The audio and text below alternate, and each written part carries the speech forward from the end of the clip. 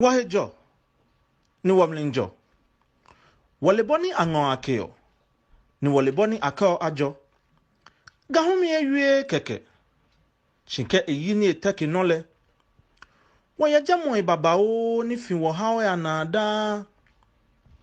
Boleta mihe. Jije momina keke ni okwe. Nyubana oploto mpankele. Luka, ohomli okomi. Kwakwe, okomi ofilio. Mlonson, mong amiadu nache. Onye mie womling. Onami ohonghe. O no size mi. O size ke kasanchi.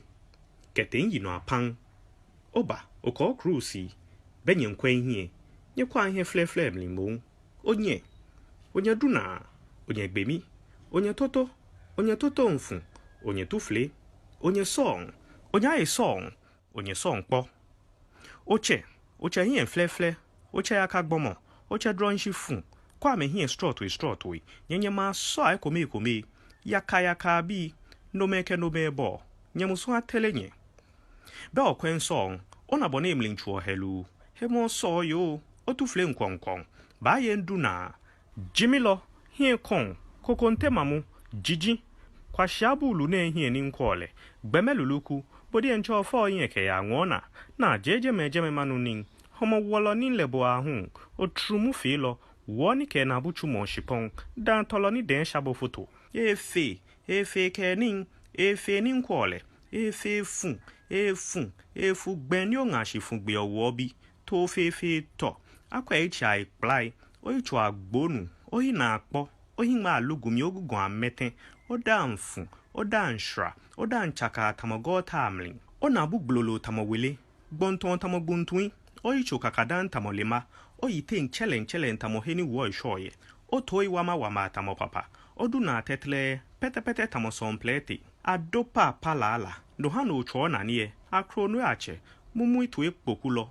O nyalo o, shamolo di dogbo, abode muyanyala, shashalo kobolo, anole, bojina mo lawyer my foot, bopo shabluchi, nako bopo ko boga.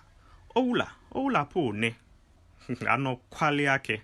Bongo ke meni, awula ajibo, chiakai, ka che ye ogbeyi, keni a draman lo a shawo tu yo ni jibo.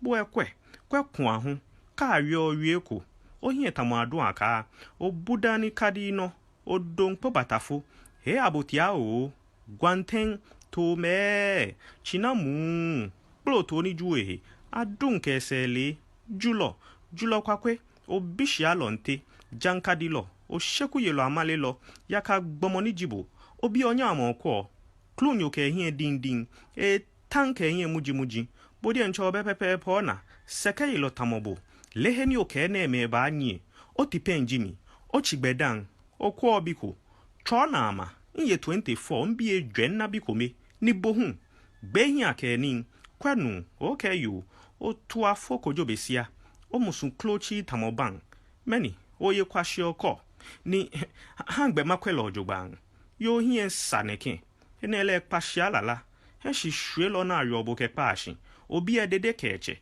koko keche, kaun keche, aba yobo, ayeni popleku, teta bonsan pasoni hanji ajo, okla jogbe po hien fle, nyongbo ba gwonye nyomwe kome, nye jiano, ken wie, ken ke, shanyepe, nya shansho, wanwe ko, na hangbe maho. Jamoin ye gamling. Oja no chu igbo, oja no chu ito, oja no chu nyomling, oja ni o ejobo, oja no echebo, oja ni mini ba, oja ni mini ona.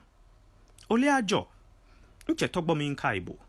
Agasu oblimpong min kaibo ye gbo hin ajing. Osambla ajo, lo ajo mo. Asopa nyodoko ni obatino. Bebe hey, obaso na lo. Monge, oka ajo mo. Keke ni gbenko che na ke. Agme himo. Rududududududu. Sanike sanite. Sablane. Hewa ajo mo. Agme himo. Ajo mo. Agme himo. Many. Bonto ebolo hele no fioko ha mi po.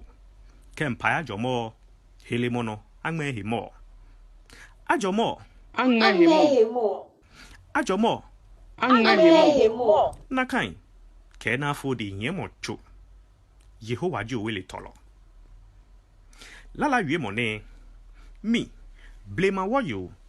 Anya kwa nabi nyese ku woyo. Awo nya kwa ba kankan sowa. Ni obodai atopra atunam tobo ashon kwa oso nu jimonima. Keso nye. Bele gbosha. Ni nanje menke son lo ifana me kwe. Oiradon.